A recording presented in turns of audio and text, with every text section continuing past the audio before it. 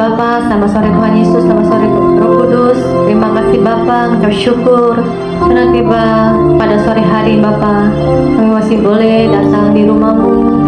Kami ingin membawa korban syukur kami. Kami ingin ucapan syukur kami dalam hadirat-Mu. Kami ingin berterima kasih Tuhan untuk anugerah yang Tuhan berikan kepada kami sampai detik ini.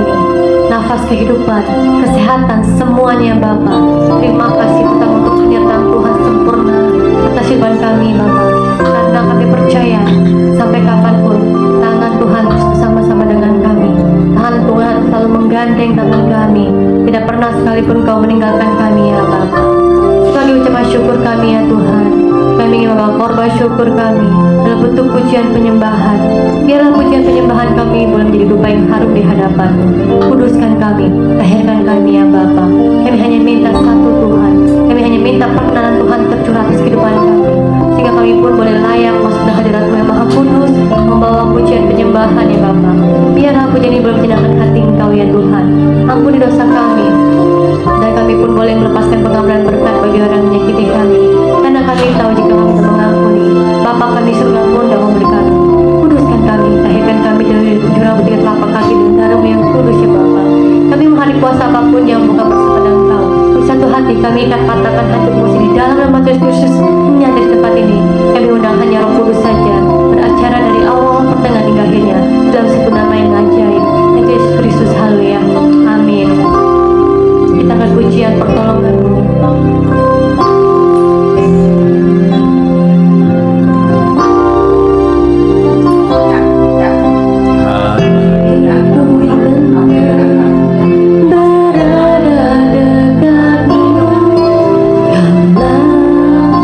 Jawaban hidupku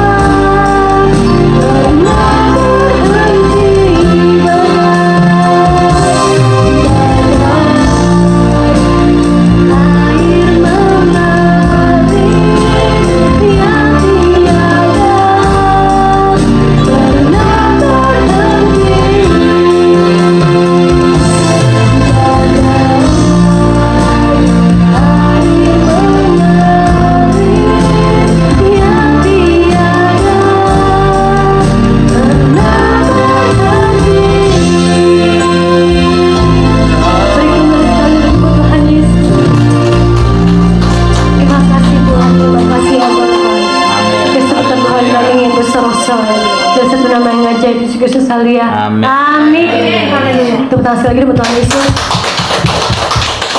Sebab Tuhan Maha Besar, amin. Tuhan kita besar, amin. Amin. Amin. Sebab Tuhan Maha Besar. Ayo tepuk tangan buat Tuhan Yesus.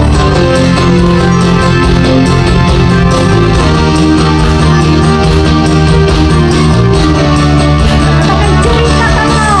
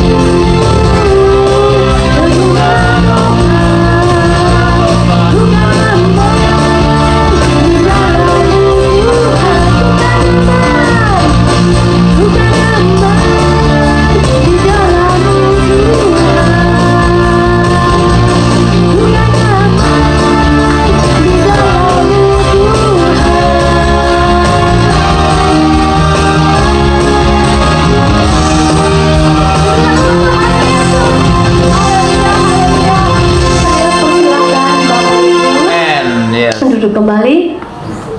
Semuanya siap untuk ditabur oleh kebenaran firman Tuhan. Amin. Kita akan pujian firman kita bagi kaki kami ya Bapak. Kayaknya Mbak Yoga mau bersaksi. Pak Yoga mau bersaksi? Ya, boleh dikit. Ya. Oke, habis Pak Yoga bersaksi, langsung firman Tuhan. Iya. Puji Tuhan, shalom semuanya. Ada sukacita?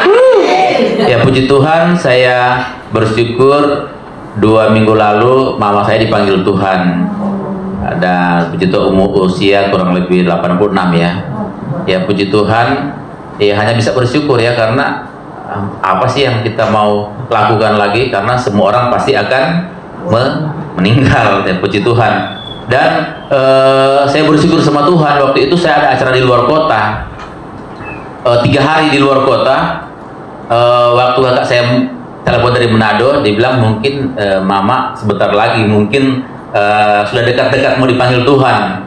Nah saya hanya minta sama Tuhan, saya berdoa, Tuhan kalau boleh, saya kan ada acara di luar kota nih, kalau boleh jangan panggil hari pertama karena saya masih di luar kota, kalau boleh di akhir acara, jadi selesaikan acara dulu di luar kota baru Tuhan panggil. Nah itu saya minta sama Tuhan, boleh kan? Boleh kan meminta sama Tuhan? Soalnya ada acara di luar kota 3 hari.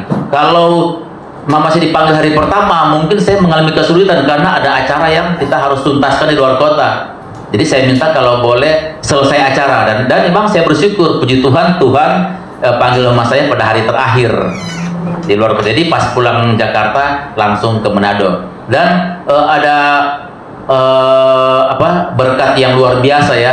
Saya waktu mau ke Manado kan mesti harus siapin tiket, tapi semuanya tiket sudah disiapin Tuhan, luar biasa. Jadi saya nggak perlu keluar uang 1 rupiah pun, ternyata ada yang Tuhan kirim dengan berbagai macam cara yang tidak dipikirkan oleh akal manusia. Jadi semua tiket bolak-balik kurang lebih 5 juta disiapin oleh Tuhan dengan cara Tuhan sendiri ya. Puji Tuhan, ini luar biasa dan saya hanya bisa bersyukur sama Tuhan. Jadi semua acara pemakaman berjalan dengan lancar. Kan di Sulawesi Utara termasuk daerah yang curah hujannya tertinggi di Indonesia. Makanya kalau saudara dengar ada banjir bandang di Manado, itu biasa karena curah hujannya tinggi di Manado ya, curah hujannya. Nah pas acara mau pemakaman kan acaranya kurang lebih 2 jam. Di menit-menit terakhir, hujan deras. Waduh, ini hujan, sebentar lagi mau dibawa ke pemakaman, hujan. Nah saya hanya bisa berdoa sama Tuhan, Tuhan pindahkan dulu hujan ke tempat lain, karena sebentar lagi mama saya mau bawa ke pemakaman nih. Nih gimana kalau mau dibawa ke pemakaman terus hujan, kan kita terganggu, ada firman Tuhan, ada ibadah. Nah puji Tuhan, 5 menit sebelum doa berkat, hujan berhenti. Saya minta sama Tuhan, alihkan dulu. Saya bukan menolak hujan ya, bukan. Karena waktu itu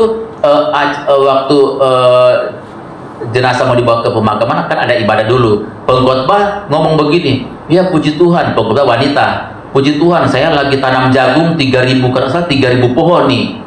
Perlu hujan, kan jagung itu kan perlu hujan, perlu air, kalau enggak dia mati. Jadi pendetanya lagi berdoa sama Tuhan, minta hujan, lagi sedang khotbah. Tapi dalam hati saya, ya hujan, dipindahkan dulu ke tempat lain, karena sebentar mama saya mau dibawa ke pemakaman nih. Kalau lagi hujan kan kita terganggu kan, kita nggak bisa bawa, nggak bisa nyaman, nggak ada kenyamanan di pemakaman juga, mau ibadah nggak bisa. Tapi puji Tuhan, sebelum doa berkat, hujan berhenti total dan kita bawa ke pemakaman. Puji Tuhan, luar biasa. Jadi saya percaya bahwa mujizat Tuhan itu masih berlaku dalam kehidupan kita. Yang penting kita mengandalkan Tuhan, hanya bisa berharap kepada Tuhan. Karena kita mau berharap kepada manusia kecewa. Kita mau berharap kepada pejabat, kepada orang kaya, kepada siapa yang nggak bisa. Kita hanya bisa mengandalkan Tuhan, hanya bisa meminta kepada Tuhan. Kita mengalami kesulitan, kita mau lari kepada saudara, belum tentu dia menolong kita. Kita lari kepada pejabat, orang kaya, orang berpangkat, tidak bisa menolong kita. Hanya bisa mengandalkan Tuhan. Karena kita mengandalkan Tuhan, diberkati Tuhan, kita mengandalkan manusia akan dikutuk oleh Tuhan, akan mengalami kekecewaan. Jadi mengandalkan Tuhan luar biasa. Berkat Tuhan pasti melimpah dalam kehidupan kita. Demikianlah kesaksian yang singkat. Tuhan memberkati kita semuanya. Amin. Berikan tepuk tangan bagi Tuhan Yesus Kristus.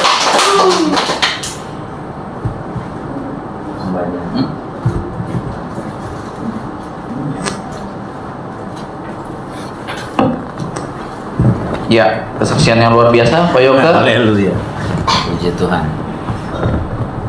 Tuhan berkati, terima kasih atas kesaksiannya. Ya, kita akan memasukin pemberitaan firman Tuhan. Sebelumnya kita angkat satu pujian. Ya. Lagu. Ya.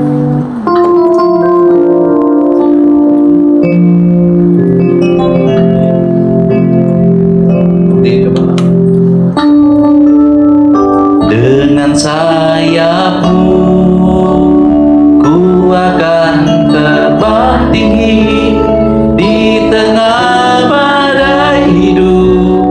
Aku berserah, kau kekuatan dan perlindungan bagiku. Katakan pertolongan kita dari siapa? Seperti tadi Pak Yoga kesaksian. Di tempat maha tinggi, benar, pertolongan kita dari Tuhan. Angkat tanganmu. Aku berserah, kau nantikan, kau yang ku sembah, Yesusku. Siapa dia? Rajaku. Berikan tepuk tangan yang paling meriah buat Tuhan. Katakan, dengan sayapmu, dengan sayapmu ku akan terbang tinggi di tengah badai hidup. Tak menyerah, kau kekuatan dan perlindungan. Bagi siapa? Katakan, pertolongan kita dari siapa? Amin. Di tempat maha tinggi ku mengangkat tanganku, aku berserah, kau ku nantikan, kau yang ku sembah, Yesusku, Rajaku. Benar Tuhan, kami mengakui Tuhan, seperti kesaksian Pak Yoga tadi Tuhan, bahwa kami hanya dapat mengandalkan Engkau. Pertolongan kami hanya daripadamu Tuhan, pertolongan dari tempat yang maha tinggi. Karena kami percaya Tuhan, ketika Tuhan sudah turun tangan bagi kami, tidak ada satupun orang yang dapat menghalangi jalannya Tuhan. Kami percaya Tuhan, pertolongan Tuhan adalah pertolongan yang sempurna, pertolongan yang tak pernah gagal akan hidup kami. Ini kami Tuhan. Sekarang kami mau mendengarkan sebagian dari isi firman-Mu Tuhan. Hamba-Mu ini Tuhan tidak ada apa-apanya Tuhan. Hamba minta Tuhan hikmat marifat daripadamu Tuhan, agar Tuhan dapat menjabarkan Tuhan semua firman yang boleh disampaikan nanti ya Tuhan. Biarlah firman ini Tuhan boleh berkenan Tuhan bagi siapapun yang mendengarkan Tuhan. Jemaat di tempat ini, baik hamba pun yang menyampaikan firman ini, hamba percaya Tuhan, firman ini menjadi kekuatan yang baru, sehingga kami pulang tidak seperti kami datang. Kami akan memperoleh terobosan yang besar di dalam nama Tuhan Yesus. Kami percaya Tuhan ada berkat yang luar biasa Tuhan sudah sediakan bagi setiap orang yang percaya dan mau mendengarkan dan melakukan setiap firman yang boleh disampaikan. Ini kami Tuhan, kami siap Tuhan, kami buka hati kami Tuhan, kami berikan waktu kami yang terbaik bagi Tuhan. Beracaralah Tuhan, berfirmanlah Tuhan, hanya di dalam satu nama yang ajaib, yaitu Tuhan Yesus Kristus. Semua umat Tuhan yang di sini boleh katakan amin. Berikan tepuk tangan sekali lagi banyak meriah buat Tuhan. Bagaimana kabarnya semua? Jemaatnya nggak ada yang laki-laki ya, jemaatnya perempuan semua. Haleluya. Nah, ini penatua. Ini bukan jemaat, ini penatua. Nah, kalau Pak Yoga pemusik gitu, kan tadi bilangnya jemaat gitu. Tapi nggak apa-apa, siapapun yang datang ke tempat ini kita tetap percaya bahwa Tuhan juga ada di tempat ini. Amin. Kalau yang saya percaya dan Tuhan ada di tempat ini, katakan ke kiri kananmu, bilang Tuhan ada di sini loh. Makanya dengerin baik-baik gitu. Bilang makanya dengerin baik-baik. Iya. Ya, saya percaya walaupun jumlah kita tidak banyak, tapi kita percaya setiap kita yang membuka hati di sini untuk mendengarkan firman Tuhan, kita percaya ada maksud dan tujuan Tuhan yang Tuhan akan sampaikan bagi kita pada ini. Berbahagialah engkau yang ada di sini mendengarkan dan melakukan setiap firman Tuhan yang kita berikan. Amin. Udah intermezzonya itu aja. Jadi sekarang kita pulang ya. Oh enggak. Tepuk tangan itu ya. Oke. Tema yang akan saya bagikan pada hari ini yaitu kuasa lidah dan perkataan. Nah, kalau udah ngomong kayak gini, biasa ibu-ibu udah mulai takut nih. Benar atau benar? Benar. Nah, handphonenya kenapa? Ya, udah mulai takut nih gitu, kayak ada perasaan bersalah begitu, kayaknya gitu. Tapi enggak lah. Semua firman itu untuk semuanya kok, nggak cuma ibu-ibu, buat bapak-bapak juga yang mulutnya comel terutama. Ada nggak bapak-bapak yang mulutnya kayak ibu-ibu? Oh banyak, semangat banget ngomongnya ada. Gitu. langsung gini gitu loh, semangat bener ngejudge-nya gitu loh ya. Emang ada ya? Kita kayak gitu nggak Pak Joko? Enggak ya, jangan nih. itu yang di gereja sono lah ya. Dibuang ke Afrika. Iya, buang Afrika ya. Kita semua sini baik-baik anak Tuhan. Amin. Amin ya. Kuasa lidah dan perkataan. Kita ambil dalam Yakobus 3 ayat 5 sampai 12. Yuk, kita baca ya. Kita baca sama-sama biar semuanya jelas. Saya akan coba sharing. Saya jelasin satu-satu. Jadi kita pulang semua mengerti. Iya. Yakobus 3 ayat 5 sampai 12. Saya mulai ya, saya baca aja langsung. Demikian juga lidah, walaupun satu anggota kecil dari tubuh, namun dapat memegahkan perkara-perkara yang besar. Lihatlah, betapapun kecilnya api, ia dapat membakar hutan yang besar. Lidah pun adalah api. Ia merupakan suatu dunia kejahatan dan mengambil tempat di antara anggota-anggota tubuh kita sebagai sesuatu yang dapat menodai seluruh tubuh dan menyalakan roda kehidupan kita. Sedang ia sendiri dinyalakan oleh api neraka.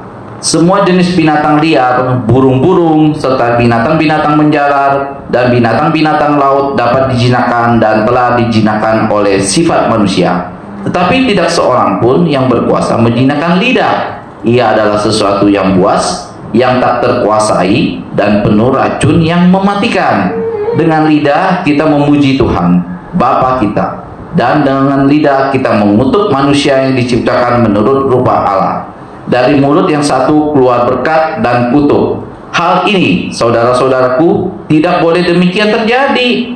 Adakah sumber memancarkan air tawar dan air pahit dari mata air yang sama?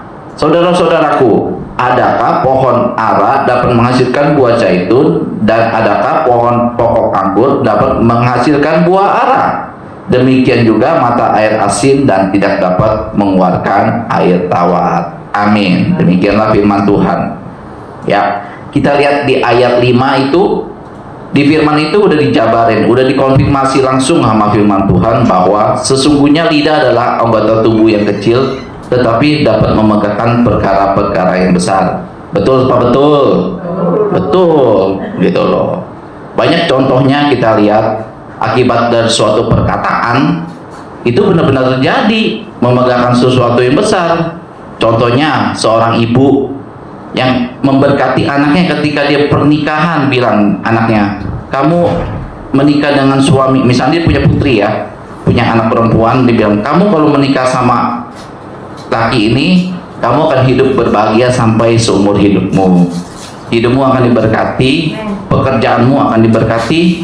Terjadi nggak? Terjadi. Tapi kalau dengan sebaliknya, misalnya ketika putrinya mau kawin, dia nggak restuin, dibilang sama putrinya, kamu nggak akan bahagia sama pria ini karena ibu tidak merestui kamu. Hidupmu akan berantakan, hidupmu akan hancur. Jadinya apa? Benar nggak? Benar. Jenar, hancur. Karena itu kuasa dari perkataan. Ya, jadi hati-hati. Kita setiap anak Tuhan yang ada di sini, dalam sebelum berkata-kata harus memilah dengan yang baik dulu. Itu memilah baik atau memilah dengan hal yang jahat. Ya, ada saya pernah dengar kalau orang perempuan itu katanya mulut dulu yang keluar baru mikir. Benar nggak gitu? Oh, nggak mau ngaku di sini, nggak ngaku. Nyebut dulu baru mikir gitu loh, ya kan? Gitu loh. Ya, kebiasaan Bu ya, benar ya. Ya, tapi hendaknya jangan kayak begitu gitu. Jadi dalam segala sesuatu kalau kita menyebut sesuatu, kita ingat dulu kan firman Tuhan. Sesuai nggak dengan yang kita sebut itu dengan firman Tuhan, ya kan? Apakah mengutuk manusia itu sesuai dengan firman Tuhan? Tuhan bilang berkatilah musuhmu, ya, gitu loh. Itu ya. Oke. Kita bisa melihat beberapa akibat dari efek dari lidah dan perkataan, maka manusia dapat menjadikan hal-hal yang baik ataupun jahat tergantung dari penggunaannya sendiri yang harus dipimpin sesuai bagi kehendak Allah buat kita anak-anak Tuhan. Jadi setiap pengucapan yang kita ucapkan itu harus sesuai dengan firman Tuhan dan sesuai dengan kehendak Tuhan, dengan dipimpin oleh Roh Kudus yang di dalam kita. Ingat, ketika kita mengucapkan sesuatu, jangan lagi ibu-ibu sekarang ngucapin dulu baru mikir, tapi harus dikonfirmasi dulu dalam Roh Kudus dalam diri kita.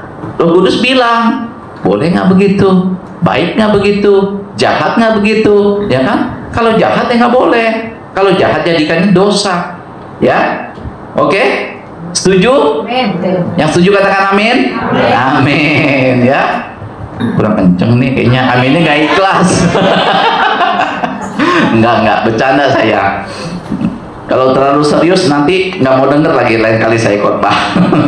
Ya. Nah, adapun firman Tuhan mendefinisikan kuasa atas lidah dan perkataan bagi kita orang percaya dalam melakukannya secara alkitabiah. Yuk kita kembali ke dalam firman Tuhan ya. Kuasa seperti apa sih dalam perkataan dan lidah itu yang bisa terjadi menurut firman Tuhan? Mau tahu nggak kira-kira? Mau tahu atau mau tahu banget? Mau. Oke, yang pertama ada di ayat 6. Yuk kita lihat bareng-bareng ya. Lidah pun adalah api, ya. Tuh dibilang api loh. Ia merupakan suatu dunia kejahatan dan mengambil tempat di antara anggota-anggota tubuh kita sebagai sesuatu yang dapat menodai seluruh tubuh dan menyalakan roda kehidupan kita, sedang ia sendiri dinyalakan oleh api neraka. Jadi kunci kehidupan kita ini semua bisa berawalnya dari lidah, ya. Jadi lidah adalah api. Lidah dapat dijadikan untuk sesuatu yang jahat, ya. Misalnya, misalnya saya lihat ya. Contohnya nggak usah jauh-jauh deh, istri saya. Waktu dia sebelum married sama saya, dia bilang, saya cuma mau pacaran 1 kali. Betul dong. Beneran loh, dia dapat pacar saya cuma 1 kali, habis itu married. Ya. Itu hal yang dia sebutkan untuk hal yang menurut diri dia yang baik sendiri ya. Tapi ada juga yang dilakukan hal untuk yang jahat, seperti tadi dia bilang kan, merupakan suatu dunia kejahatan dan mengambil tempat di antara anggota-anggota tubuh kita, sesuatu yang dapat menodai seluruh tubuh kita. Jadi karena lidah, sesuatu yang jahat dapat mempengaruhi semua anggota tubuh kita ikut melakukan hal yang jahat. Contohnya, Ini rekam nggak sih? Enggak ya? Enggak ya? Tapi nggak usah lah. Contohnya, itu organisasi dulu yang sebelum dibubarin sama pemerintah.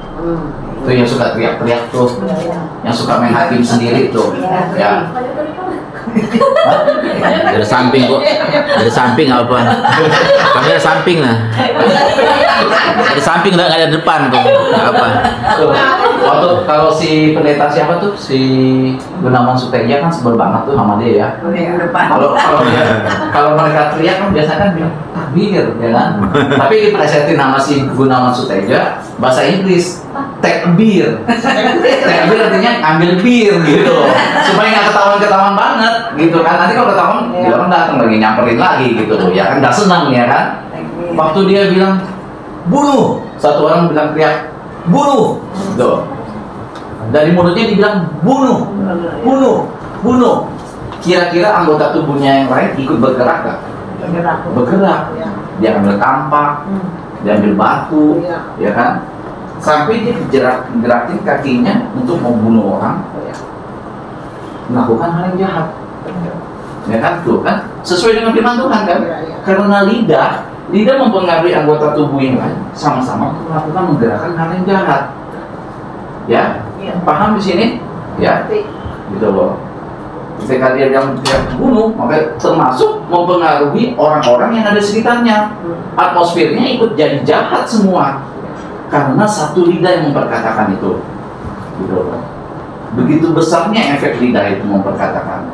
Jadi ketika hal itu digunakan untuk hal yang jahat, maka terjadilah sesuatu yang jahat. Nah, kita jadi orang Kristen, itulah yang harus kita pertimbangkan dalam setiap memperkatakan sesuatu. Firman Tuhan sudah jelas-jelas bilang, kalau kita memperkatakan hal yang jahat, akan mempengaruhi tubuh kita anggota yang jahat. Ketika kita orang Kristen memperkatakan hal yang jahat, maka tubuh anggota kita pun yang lain pun ikut akan berdosa. Amin. Ya. Jadi pertama itu ya, karena lidah dapat dipergunakan untuk hal yang jahat. Tapi kita sebagai anak-anak Tuhan, jangan sampai seperti itu. Kita harus punya hikmat baru kita yang diberikan oleh Tuhan, dan harus peka akan Roh Kudus berkata apa pada kita sebelum kita memperkatakan hal yang baik ataupun hal yang jahat. Ya, itu yang satu. Oke. Kedua, cepat aja ya. Sampai jam 9 malam ya. Boleh. Saya nggak usah pakai mic deh ya, gini aja kedengeran ya. Ya. Tapi yang penting kan semua orang jelas. Tuh. Kalau saya ngomongnya kenceng-kenceng juga tapi semua nggak jelas, nggak dapat apa-apa, ngapain kesini ya. Oke. Yang kedua, ayat ke-7. Yuk kita lihat ayat 7 ya. Semua jenis binatang liar, burung-burung, serta binatang-binatang menjalar dan binatang-binatang laut dapat dijinakan dan telah dijinakan oleh sifat manusia. Benar atau benar? Benar. Siapa di sini yang suka piara anjing? Punya tante? Bukan saya anak saya itu. Oh, punya nggak? Punya. Oh punya. Oh iya. Namanya siapa? Namanya siapa tante? Nama Maxi. Maxi. Kalau dipanggil Maxi, datang nggak? Datang nggak? Lihat ya. Ah, benar kan? Iya benar. Kalau dibilang sudah duduk nggak? Duduk diri. Jadi ya enggak. Oh nggak dia nggak ngerti. Itu karena tante mulutnya berkuasa kan? Ketika bilang suruh dia datang kan?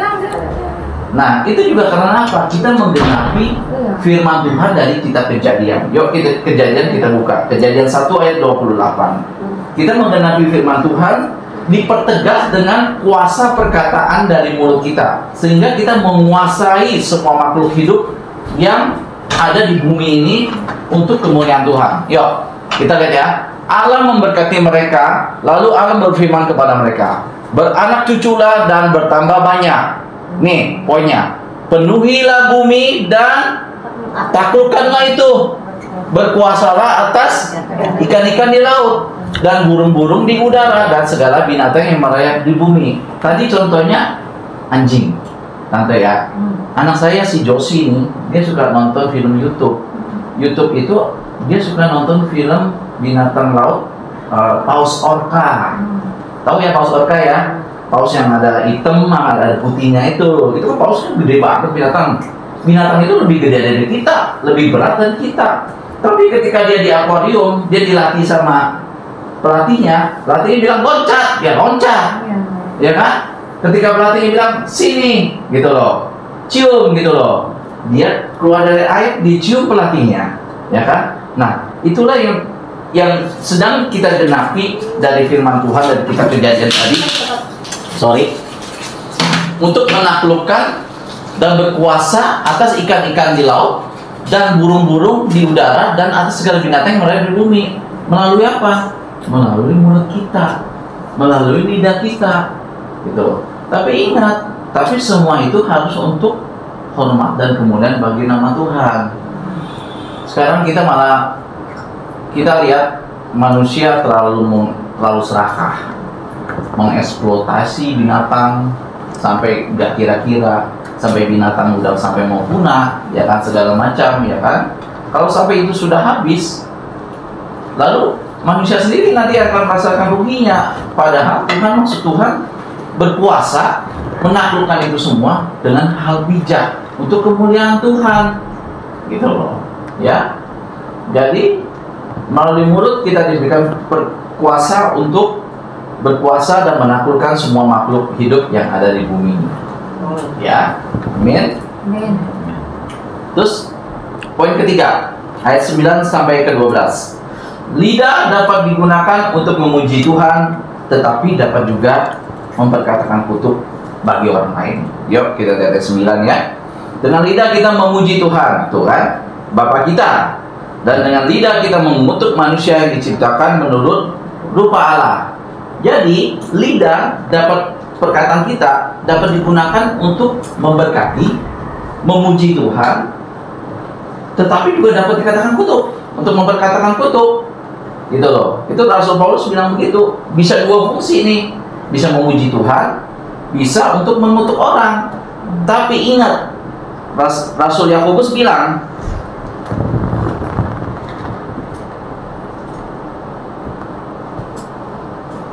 ayat 10 bagian B, hal ini saudara-saudara tidak boleh terjadi. Jadi dia bilang gini, kamu bisa memuji Tuhan satu, kedua kamu bisa mengutuk orang lain, tapi nggak boleh kayak gini, kata Rasul Yakobus. Dia bilang, ayat 11, adakah sumber memancarkan air tawar dan air pahit dari mata air yang sama? Jadi dengan mulut yang sama, maksudnya Rasul Yakobus, jangan mulut kita digunakan untuk mengutuk orang, tetapi untuk memuji Tuhan, gitu loh, untuk memberkati, gitu loh. Ada nggak di sini yang kira-kira suka mengutuk orang? Sadar. Nggak mau ngaku lagi, nggak mau ngaku lagi. Kalau di gereja semua baik, kalau di luar gereja lupa. Belajar.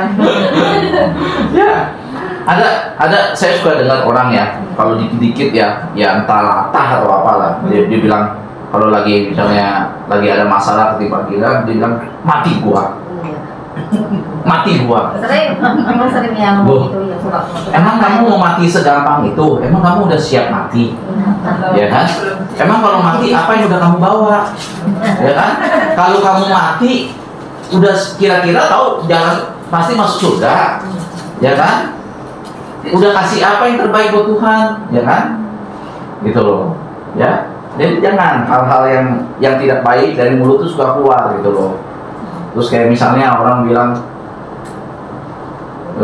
apa ya, bilang ya kata-kata yang tidak baik lah, gitu loh, gitu, ih ini, gitu loh, apa gitu, suka mengutuk lah pokoknya, ibaratnya gitu loh, nyebelin gitu loh, apa gitu loh, ya. Tetapi yang Tuhan inginkan bagi kita anak-anak Tuhan justru dipergunakan untuk kemuliaan Tuhan.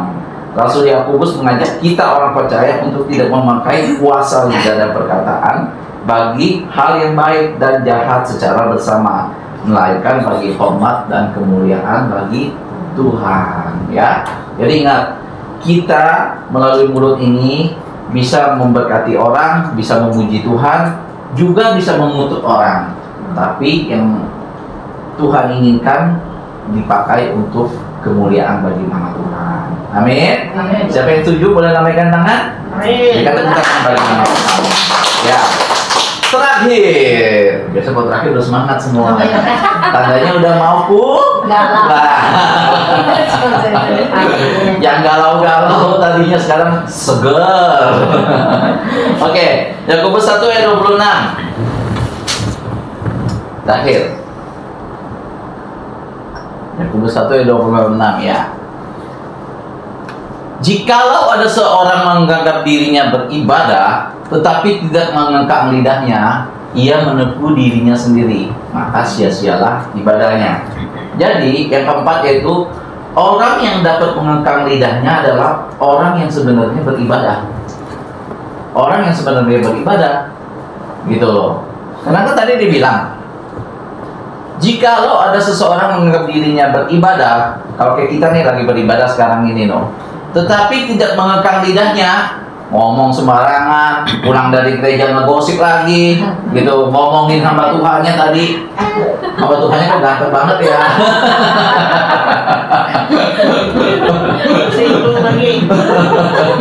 Ngomongin hamba Tuhannya, ngomongin gembalanya, gitu loh. Hal yang kecil aja, yang seupil ya, upil di sini aja diomongin, gitu loh, ya kan? Tapi sendiri nggak ngelihat ada hal yang luar biasa di dirinya, gitu loh, ya kan? Gitu kan? Menganggap diri beribadah tetapi tidak mengekang lidahnya, ngomong sembarangan, ya, gitu loh. Ia menipu dirinya sendiri. Ngapain datang ibadah kalau kayak begitu, ya kan? Apa bedanya sama orang jahat, ya kan? Kalau nggak bisa mengekang lidah, maka Tuhan bilang loh melalui Rasul Yakobus ya, maka sia-sia ibadahnya. Datang-datang kebaktian percuma, ya kan? Kalau nggak bisa ngekang lidah, ya. Jadi kalau yang biasa udah nggak bisa ngekang lidah, sekarang bertobat. Ada obatnya, pokoknya tenang aja. Yang nggak bisa ngekang lidah ada obatnya, harus bertobat. Ya. Oke ya. Karena ketika orang beribadah, ketika ia tidak dapat menguasai lidahnya, itu akan mendatangkan hal yang jahat dan berdosa. Ya, paralelnya ini kita lihat contohnya yaitu si Raja Salomo. Tahu Raja Salomo?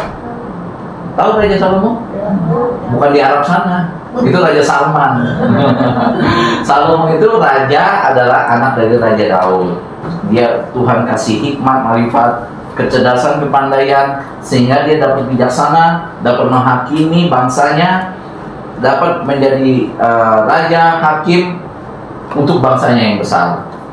Pokoknya Tuhan berikan segala-galanya deh bagi dia deh. Nah, dari hikmat marifatnya ini keluar satu kitab namanya kitab Amsal, dicatat sama dia. Nah, kisah Amsal ini menceritakan melalui pengalaman hidup dia, selama hidup dia, apa yang terjadi atas semua yang terjadi di dalam diri manusia dicatat di situ, ya. Yuk kita lihat. Jadi Raja Salomo dengan hikmatnya telah melihat di dalam kehidupan kuasa akan lidah dan perkataan itu dapat menjadikan sukacita atau malah jadi celaka, ya.